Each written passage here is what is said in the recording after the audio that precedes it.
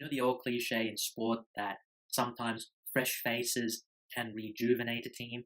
Well, funnily enough, that cliche has certainly held true for Pakistan this year in ODIs. This team has been completely changed over the past year and it's had incredible results. They won the Champions Trophy in June when no one gave them a sniff, and now they have asserted their dominance against inferior opposition like any good team should.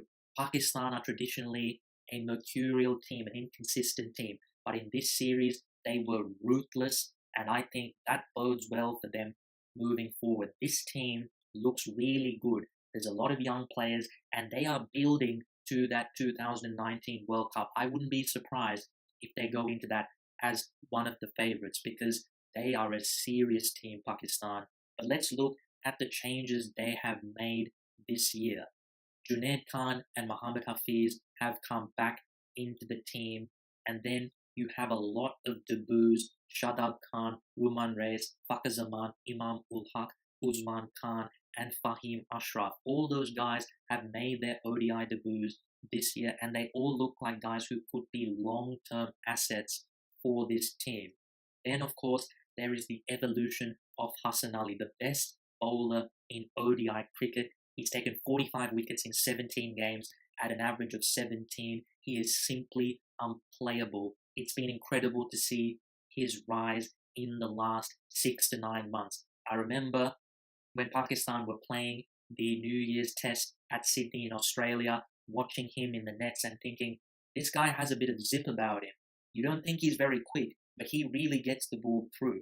And that is what has troubled the batsman so much. He is deceptively quick and he gets the ball to talk off the seam. Wonderful bowler, Hassan Ali. Of course, the captaincy of Sarfraz Ahmed as well has added a new dimension to this team, a more aggressive captain than Misbah ul Haq, a more impulsive captain. Perhaps sometimes it doesn't quite work out, but more often than not, Sarfraz makes the right call. And certainly his captaincy in this format looks to be a key part of their success. And all this has culminated in the team going on a 9-game winning streak. And yes, this was only Sri Lanka, but as I mentioned before, the way they went about it, so clinical, that is not what you'd usually associate with a Pakistani team. And they're no pretenders. They just won the ICC Champions Trophy, so you cannot doubt the quality of this team. So I think Pakistan going forward in this format look really good. A lot of young players who are going to develop. It's going to be really exciting to see this team progress. When you look at the individuals at the top of the order, we all thought Shajeel Khan, him being suspended, would be a big blow. Where was that explosiveness at the top of the order going to come from? Well, Fakhar Zaman has answered the call, and Imam ul Haq on debut in this series made a big impression as well. So I think the days of guys like Ahmed Shahzad and Azhar Ali in the ODI team are probably numbered.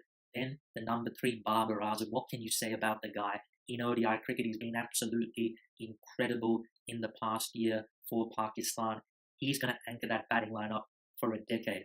Then the experience of Mohammad Hafiz and Shoaib Malik, guys who offer a all-round option with their canny off-spin as well. Very useful veterans to have in the team. Sarfraz, the captain, we know how dangerous he can be with the bat. Then you come to the all-round options, guys like Imad Wasim and Fahim Ashraf, both interesting all-round options for this team. And the bowlers, Pakistan are blessed with so many fast bowling options. You've got the first choice trio of Muhammad Amir, Junaid Khan, and Hassan Ali. But how about this for a backup trio?